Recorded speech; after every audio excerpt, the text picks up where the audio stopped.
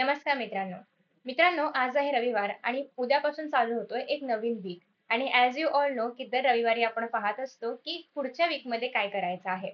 तर previous वीकचं time table मी already upload केलं होतं आणि आय होप की तुम्ही त्यामधले टार्गेट्स कंप्लीट केले असतील. जे काही अपूर्ण असतील ते तुम्ही या ठिकाणी जे बॅकलॉगचे मी सेशन्स दिलेले आहेत त्याच्यामध्ये कव्हर अप करू शकता.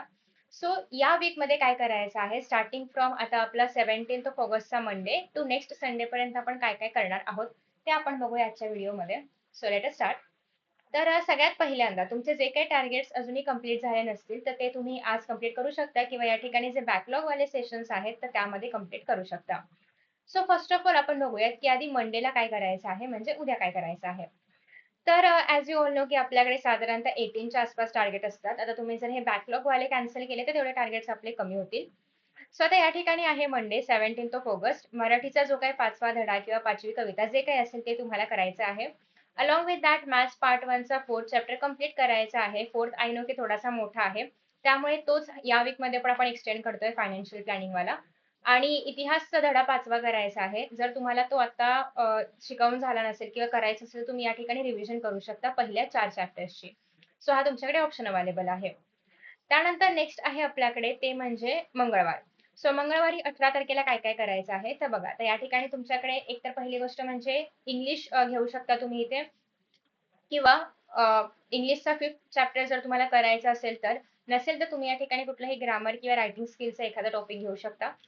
नेक्स्ट आहे सायन्स किंवा मॅथ्समध्ये काय करायचं आहे तर सायन्स पार्ट 1चा जो चॅप्टर नंबर 4 आहे तो थोडासा मोठा असल्यामुळे त्याला 3 ते 4 पार्ट्समध्ये डिव्हाईड करून तुम्ही 2 आठवडे पण घेऊ शकता. तर या ठिकाणी चॅप्टर नंबर 4चा पार्ट 3 करायचा आहे. पार्ट 2 पर्यंत आपण ऑलरेडी मागच्या वीकमध्ये कंप्लीट केलं होतं. आणि इन केस तुमचा तो चॅप्टर पूर्णच बाकी वगैरे असेल तर तुम्ही या वीकपासून तो करायला सुरू करू शकता. आणि भूगोलमधला 5वा धडा करायला घ्यायचा आहे. अगेन तुमचे जर असं असेल की ऑलरेडी जे धडे झाले त्यांची रिव्हिजन बाकी आहे तर त्यांची रिव्हिजन करा किंवा 5वा चालू करायला घ्या. नेक्स्ट आहे त्यानंतर येतं वेनसडे.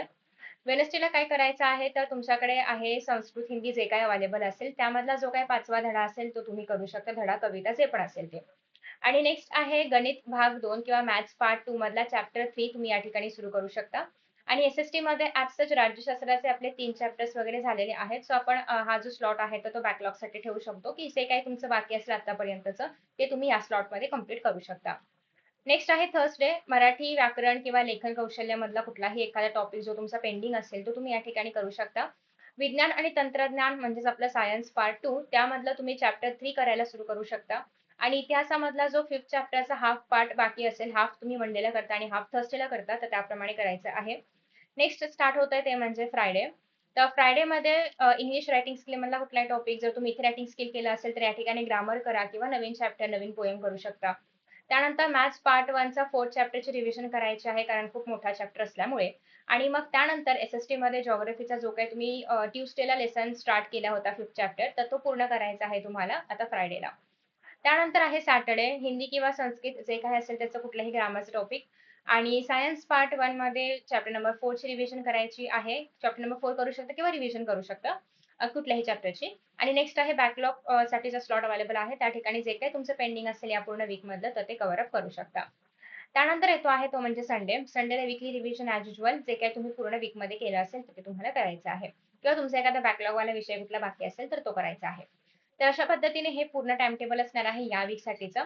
ऑलमोस्ट तुम्हाला या ठिकाणी 16-17 टार्गेट्स बघायला मिळतात. तर यामध्ये किती टार्गेट्स तुम्ही अचीव्ह करणार आहात आणि मागच्या वीकमध्ये किती टार्गेट्स तुम्ही अचीव्ह केलेले आहेत हे मला नक्की खाली कमेंट बॉक्समध्ये कमेंट करून सांगा. आय होप की तुम्ही ही टार्गेट सिरीज फॉलो करताय आणि तुम्हाला हे व्हिडिओज आवडतायत. तर नक्कीच शेअर करा, लाईक करा. Thank you so much. Best of luck and bye.